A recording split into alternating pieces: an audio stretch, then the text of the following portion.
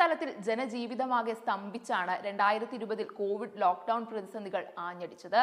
അപ്പോഴും ഏവരെയും അമ്പരിപ്പിക്കുകയായിരുന്നു റിലയൻസ് ഇൻഡസ്ട്രീസ് ഉപസ്ഥാപനമായ ജിയോ പ്ലാറ്റ്ഫോംസ്.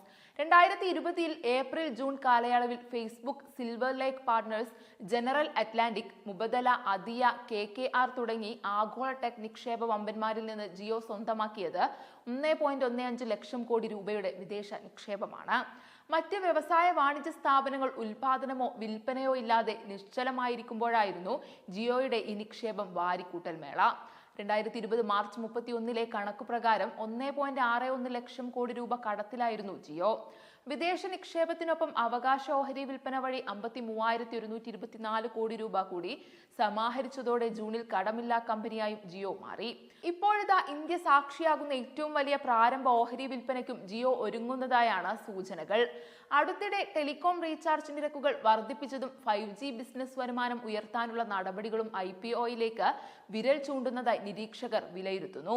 കഴിഞ്ഞ മാസമാണ് നിരക്കുകൾ 25% വരെ കൂട്ടിയത്.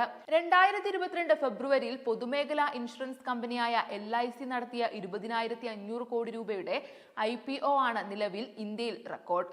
2021 ജൂലൈ പേടിഎം നടത്തിയ 18,200 കോടി രൂപയുടെ റെക്കോർഡായിരുന്നു LIC മറികടന്നത്. $133 ബില്യൺ US ബ്രോക്കറേജ് സ്ഥാപനമായ ജെഫ്രീസ് റിലയൻസ് ജിയോയ്ക്ക് വിലയിരുത്തുന്ന വിപണി മൂല്യം. അതായത് 11.11 ലക്ഷം കോടി രൂപ. 1 ലക്ഷം കോടി രൂപയ്ക്കുമേൽ വിപണി മൂല്യമുള്ള കമ്പനികൾ മിനിമം 5% ഓഹരി IPO വഴി വിറ്റഴിക്കണമെന്നാണ് ഇന്ത്യൻ ചട്ടം. അങ്ങനെയെങ്കിൽ ജിയോ 5% ഓഹരി വിറ്റഴിച്ചാൽ അതിലൂടെ നിലവിൽ 55,500 കോടി രൂപ സമാഹരിക്കാം. ഇന്ത്യയിലെ ഏറ്റവും വലിയ IPO ആയി അത് മാറും. ദക്ഷിണ കൊറിയൻ വാഹന ബ്രാൻഡായ ഹ്യുണ്ടായിയുടെ ഇന്ത്യ വിഭാഗമായ ഹ്യുണ്ടായി മോട്ടോർ ഇന്ത്യയും IPOയ്ക്ക് ഒരുങ്ങുകയാണ്. 25,000 കോടി രൂപയാണ് ലക്ഷ്യം. ജിയോയുടെ പ്രാരംഭ ഓഹരി വിൽപ്പന സംബന്ധിച്ച് റിലയൻസ് ഇൻഡസ്ട്രീസ് ഇതുവരെ ഔദ്യോഗികമായി പ്രതികരിച്ചിട്ടില്ല. അടുത്ത മാസമാണ് റിലയൻസിന്റെ വാർഷിക പൊതുയോഗം. ചെയർമാൻ മുകേഷ് അംബാനി ഈ യോഗത്തിൽ ജിയോയുടെ IPOയും പ്രഖ്യാപിച്ചേക്കാം. നിലവിൽ ജിയോയുടെ ഓഹരികൾ കൈവശമുള്ള വിദേശ നിക്ഷേപ സ്ഥാപനങ്ങൾ IPOയിൽ ഓഹരികൾ പൂർണ്ണമായി വിറ്റൊഴിയുകയോ ഓഹരി പങ്കാളിത്തം കുറയ്ക്കുകയോ ചെയ്തേക്കുമെന്നും പ്രതീക്ഷിക്കുന്നു.